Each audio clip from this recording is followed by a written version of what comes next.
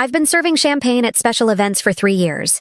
It's decent money, better than retail, worse than anything requiring a degree I don't have. You show up, put on the black vest and white shirt, smile politely, circulate with trays of wine and tiny appetizers that cost more than my rent. Rich people talk around you like you're furniture. Invisible. That's fine. I'm good at being invisible. Been doing it since I was 6 years old. I work for Elite Events Catering. And tonight, I'm working on the opening of a new exhibition at the Duncan Gallery. High-end gallery. Expensive art. Expensive people. Just another Thursday for me. Except tonight I saw something that changed everything. I saw a painting I made when I was 6 years old, being sold for $150,000. Have you ever seen something from your past you thought was lost forever? Share your thoughts in the comments. The gallery was packed. Opening night of Voices Unheard Outsider Art Collection. I'd read about it in the event brief. Art by unknown creators, children, homeless people, self-taught artists. The kind of art rich people buy to feel cultured and compassionate. I adjusted my vest, picked up a tray of champagne flutes, started circulating, smile, offer drinks, move on. A woman in a designer dress took a glass without looking at me. This collection is extraordinary, Victor. Victor Duncan, the gallery owner, 60-something, silver hair, expensive suit. He looked like money. Thank you, Margot. I've been curating this collection for decades. Each piece tells a story. And the provenance? Verified. Each piece comes with documentation of origin, orphanages, group homes, street markets. I've spent years tracking down these works. Lies. I didn't know that yet, but I would. I moved through the crowd, offering wine, picking up empty glasses. Then I turned a corner and saw it. The painting. I stopped, nearly dropped my tray. It was small, maybe 12 by 16 inches, watercolor and crayon on paper, framed in expensive-looking dark wood. The image was abstract, swirls of blue and yellow. 2 figures, crude, childlike, one tall, one small, holding hands, or maybe just touching. Hard to tell. It was the kind of painting a 6-year-old makes, but in the bottom right corner, barely visible, were 3 letters in green crayon. A-N-G Angela, my mother's name. And in the top left corner, a date. Faded, but there. 5/12/2003, May 12th, 2003. My 6th birthday. My vision blurred. My hands started shaking. I made this painting. I made it for my mother. I remember the kitchen table, the watercolors she'd bought me from the dollar store, the way she smiled when I showed her. It's beautiful, baby. It's us, right? You and me? Yeah, Mama, always together. I remember her hugging me, kissing my forehead. That was the day before they took me away. I stared at the painting, at the little placard next to it. Untitled, Mother and Child, Artist Unknown, C. 2003. Found at St. Catherine's Children's Home, $150,000 my painting. My painting was being sold for $150,000, and I was serving champagne to the people admiring it. I needed to move. People were staring. I was standing still, blocking the view. I forced my feet to work, walked to the back hallway, found the staff bathroom, locked myself inside, sat on the closed toilet lid, put my head in my hands, breathed. That painting. I made that painting. I knew I did. I remembered making it. I remembered every detail. The blue was the sky. The yellow was the sun. The 2 figures were me and my mom. I'd written Ang because I couldn't spell her whole name yet. And I'd written the date because she'd taught me how to write numbers. I was so proud of it. And the next day, the social worker came, Mr. Duncan. I remember him now. Thin. Smiled too much. Said my mom wasn't taking good care of me. She was. She loved me. She was just poor. And alone. And working 3 jobs to keep us fed. But that wasn't enough for him. He took me, put me in foster care, and he took the painting. I remember. I was crying, holding the painting. He said, "I'll keep this safe for you, sweetheart. You'll get it back." I never saw it again. Until tonight. I stood, washed my face, looked in the mirror. 22 years. I'd spent 22 years in the system. 7 different foster homes. Aged out at 18 with nothing. And Victor Duncan had my painting, was selling it for $150,000. I walked out of the bathroom, straight to the painting. Victor was standing nearby, talking to a couple. Potential buyers, probably. I walked up to him. "Sir." He turned, looked at me, didn't recognize me. Why would he? I was just staff. Yes? This painting? I drew it when I was 6? He blinked. The couple looked at me. "Excuse me?" Victor said. "This painting. It's mine. I made it. May 12th, 2003. It was my 6th birthday. I made it for my mother. Her name was Angela. That's why I wrote Ang in the corner." Victor's face didn't change, but his eyes did. Just a flicker. Recognition? Fear? "That's impossible," he said smoothly. "This piece was donated anonymously from St. Catherine's Children's Home. The artist is unknown. The artist is me, Erin Perry, and you took it from me. You were the social worker who took me from my mother. You said you'd keep the painting safe. You lied." The couple was staring now. So were other guests nearby. Victor smiled, patronizing. "Miss, I think you're confused. Perhaps you made a similar painting as a child, but this piece has been authenticated." "By who? You?" "By professionals. Now, if you'll excuse me, you're disrupting the event. I'll need to ask you to leave." "I'm not leaving. That's my painting." "Security." A security guard appeared. Large, intimidating. "Escort this woman out, please." "Wait." The guard took my arm. Firm, but not rough. I looked at Victor. He was already turning away, dismissing me. "I'll prove it," I said, loud enough for people to hear. "I'll prove that painting is mine, and I'll prove you stole it." He didn't turn around. The guard walked me out. I sat on the curb, still wearing my catering uniform. My manager, Tony, came out. "Erin, what the hell happened?" "I saw a painting I made when I was a kid, being sold for $150,000. I confronted the owner. He had me kicked out." Tony sighed. "You can't do that. You can't confront clients. He stole from me. Can you prove it?" "Not yet, but I will." "Well, until you do, you're off the schedule. I can't have you causing scenes." "Tony." "I'm sorry, Erin. Call me when you sort this out." He left. I sat there, alone, jobless, furious, but also determined. Victor Duncan stole from me, from a 6-year-old, and he'd been selling stolen art from vulnerable kids for decades, probably. I was going to prove it, and I was going to destroy him. Next morning, I went to the library, used the public computers, searched for Victor Duncan plus social worker, found him, licensed in New York, 1985-2005, worked for the state, Child Protective Services. Then, in 2005, he left social work, opened Duncan Gallery, specialized in outsider art. Convenient. I kept digging, found articles. Duncan Gallery features rare collection of children's art. Victor Duncan's eye for undiscovered talent. How one man preserves the voices of forgotten artists. Forgotten artists. Right. Stolen artists. I needed proof. But how? I didn't have the original painting. He did. I didn't have photos of me with it. We didn't have a camera back then. We were too poor. But I had something. I had my memory, and I had details. The painting had more than just Ang and the date. On the back, I'd written something, in crayon. I remember. I'd written, "For Mama, love Erin." If that painting was really mine, that writing would still be there. On the back. And Victor wouldn't even remember it. I just needed to see it. Prove it. But how? 2 days later, I called the Duncan Gallery, asked to speak to Victor. "Receptionist, may I ask what this is regarding?" "I'm interested in purchasing a piece from the Outsider Art Collection, the Mother and Child watercolor." "Oh, wonderful. Let me connect you to Mr. Duncan." A pause, then, "This is Victor Duncan." "Mr. Duncan, my name is Claire. I'm interested in the watercolor piece, the one with the mother and child. I'd like to examine it before making an offer." "Of course. Are you a collector?" "My family is. I'm new to this, but I have a budget of $200,000 for the right piece." His tone warmed.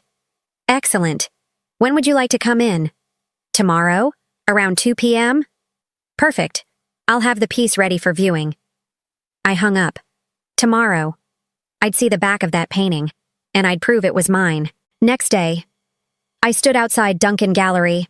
I'd borrowed clothes from my roommate. Nice blazer, dress pants, big eccentric glasses. Looked like someone who could spend $200,000 on art. I took a breath, walked in. The receptionist smiled. "Can I help you?" "I have an appointment with Mr. Duncan, 2 p.m. Claire Pine." I made up the last name on the spot. "Of course. One moment." She called back. Moments later, Victor appeared. He looked at me. For a second, I thought he'd recognize me. But he just smiled, professional, welcoming. "Ms. Pine, pleasure to meet you. Thank you for seeing me. Of course, you're interested in the mother and child piece?" "Yes, I'd like to examine it closely, if that's all right." "Absolutely. Follow me." He led me to a private viewing room, small, well lit, a table in the center.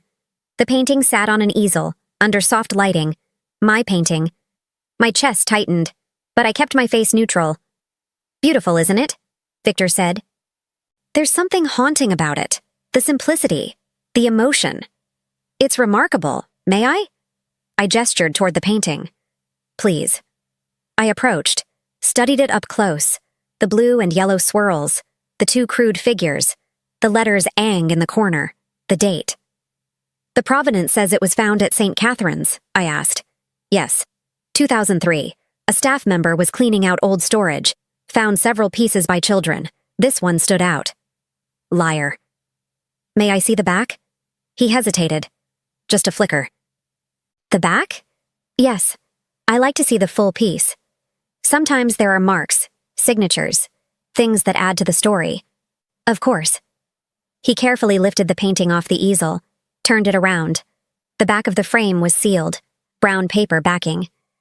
"It's been professionally framed," he said, "to preserve it. The backing protects the original paper." "I understand, but I'd like to see beneath it, before I make an offer." "That would require removing the backing, which could damage—" "I'll take that risk. I'm serious about purchasing, but I need to see everything first." He studied me, calculating. Finally, "Very well. Let me get my tools." He left the room. I stood there, heart pounding. This was it. If my writing was on the back, he'd see it, and he'd know I was right. But would he admit it? Or would he destroy the evidence? Victor returned with a small toolkit. He set the painting face down on the table. Carefully, he began removing the tiny nails holding the backing in place. I watched, silent, barely breathing. He peeled back the brown paper. And there it was, the back of the original watercolor paper, faded, yellowed, but visible. In green crayon, childish handwriting. "For Mama. Love, Erin." Victor went very still. I leaned closer. "What does that say?" He didn't answer. "It says, 'For Mama. Love, Erin,'" I said. "Doesn't it?" He looked up at me. Really looked. Recognition dawned. "You. Me. You're the girl from the opening, the caterer. My name is Erin Perry, and you took me from my mother 22 years ago. You took this painting from me.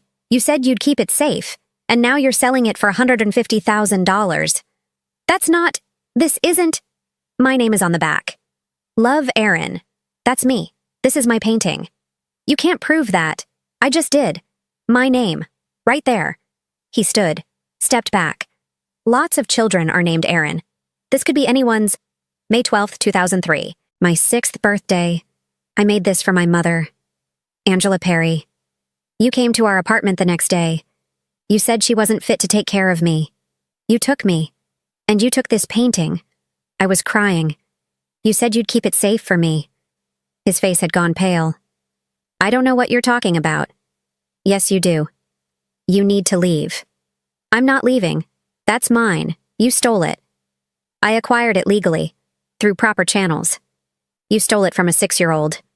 Get out, or I'm calling the police." "Good. Call them. I'll show them the back of the painting, my name, my mother's name, the date.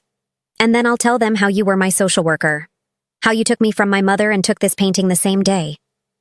"That doesn't prove theft." "It proves you lied. You said the artist was unknown, but you know exactly who the artist is. Me. And I guess you've been profiting off stolen work from children for years." You have no proof of that. Not yet, but I'll find it. Security! The same guard from the opening appeared. Victor pointed at me.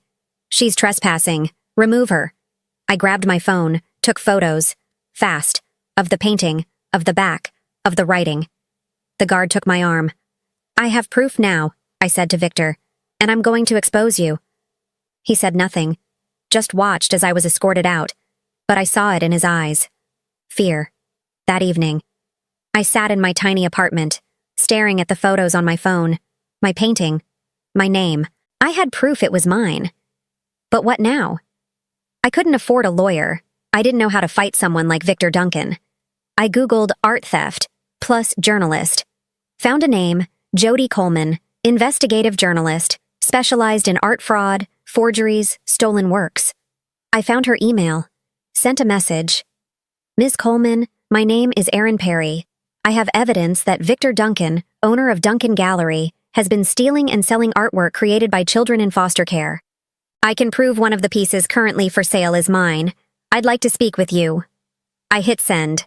Hoped she'd respond. 3 days later, Jody called. Erin Perry? Yes? This is Jody Coleman. I got your email. Tell me everything. I did. Start to finish. The painting. Victor taking me from my mother. The promise to keep it safe. Finding it at the gallery. The writing on the back. Jody was silent for a moment. Then, do you have photos? Yes. Of the painting.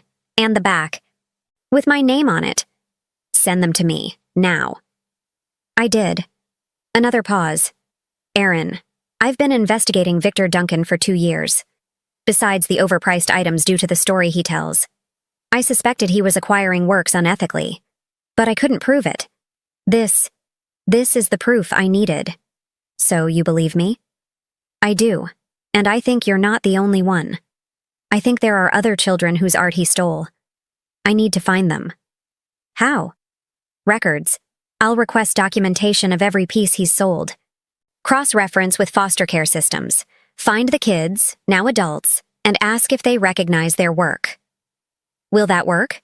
It might, but I'll need your help. Are you willing to go public with this? Yes.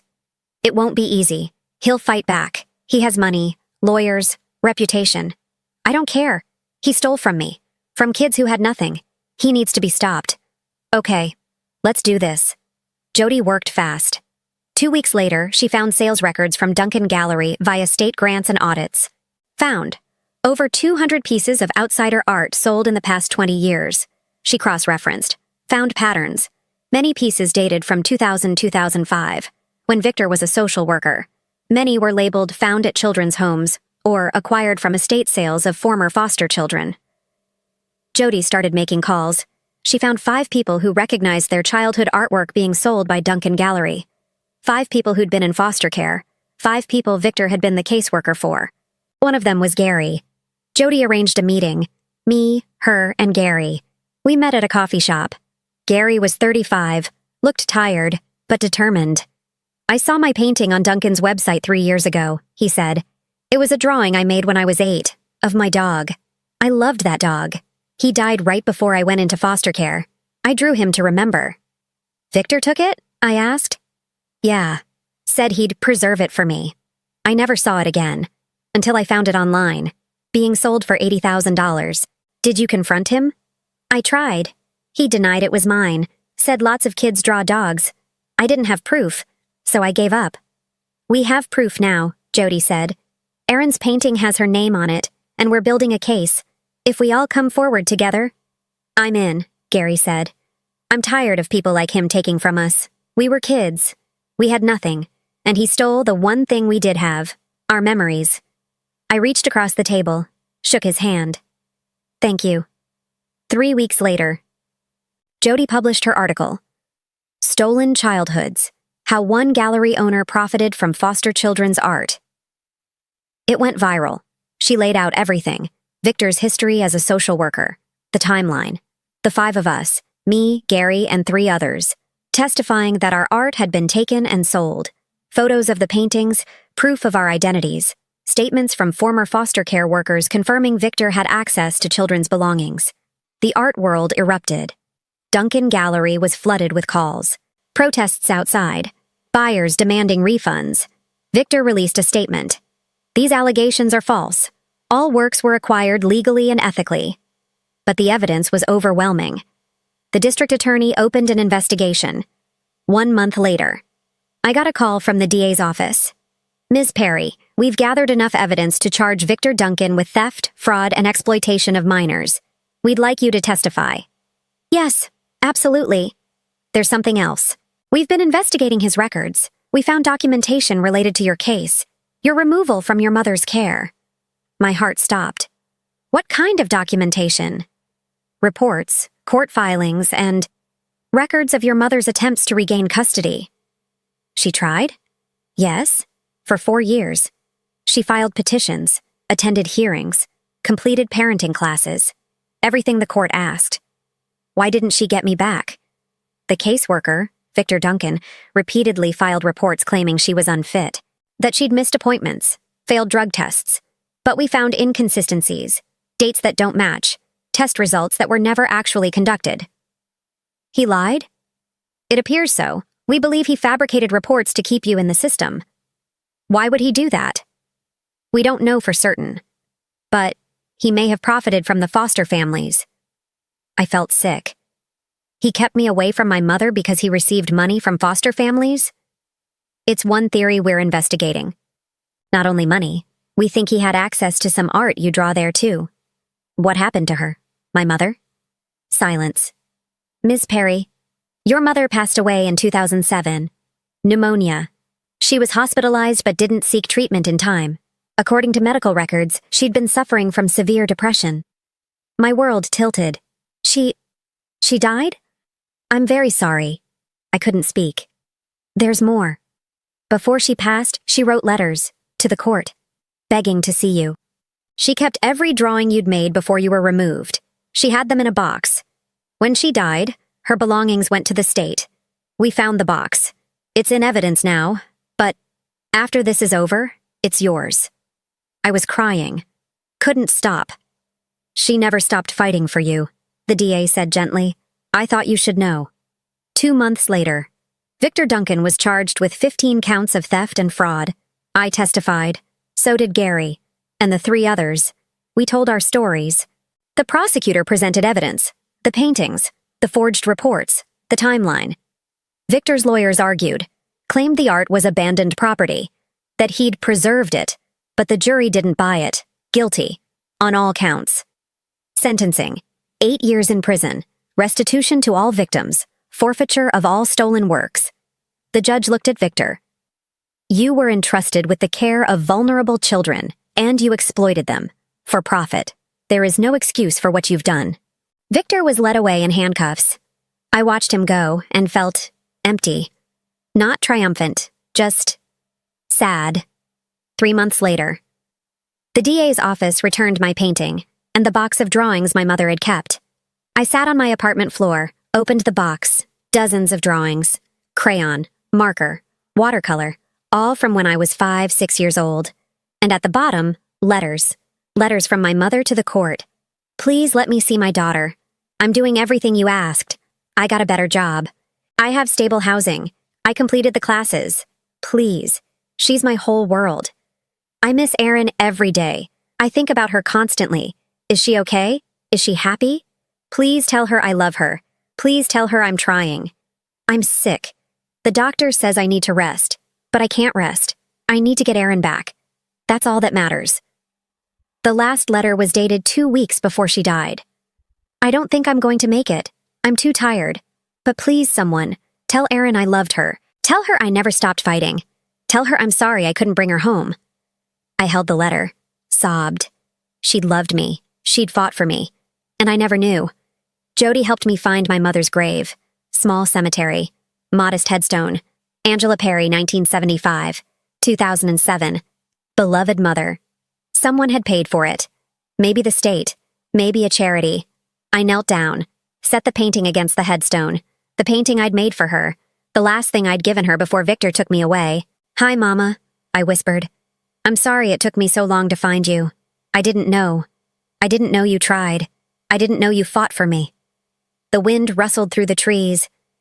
I got the painting back, the one I made for you. I wanted you to have it, like I promised. I traced her name on the stone.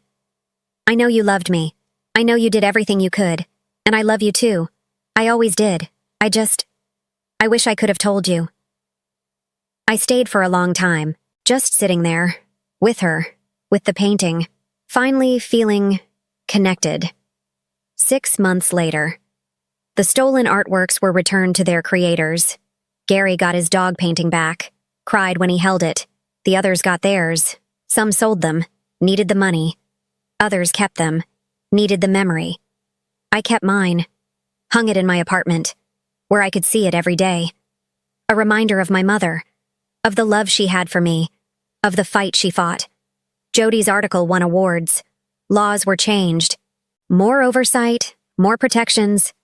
Gary and I stayed in touch, became friends. Sometimes we met for coffee, talked about our childhoods, our mothers, the system that failed us. And we talked about healing, because that's what we were doing. Finally, healing. I don't work in catering anymore. After the trial, the restitution from Victor's assets was divided among the victims. My share, $80,000, enough to change my life. I went back to school, enrolled in an art therapy program. I want to work with foster kids, teach them art, help them process trauma. 3 years ago, I walked into a gallery to serve champagne. I saw a painting, my painting, being sold for $150,000. I could have stayed silent, stayed invisible. But I didn't. I walked up to one of the most powerful men in the art world and said, "Sir, this painting is mine. I drew it when I was 6. He said it was impossible, but I proved him wrong. And in doing so, I found my mother again. Not in person. She was gone. But in the painting, in her letters, in the love she'd left behind. And that was enough. It had to be." Which moment hit you hardest? When Erin saw the painting? When she discovered the writing on the back? Or when she learned her mother had fought for her until she died? Share your thoughts, your experiences with standing up to injustice in the comments below.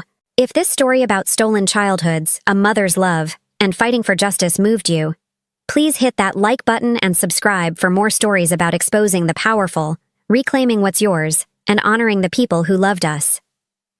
Don't forget to click the notification bell so you never miss our next story. Thanks for watching, and we see you in the next one.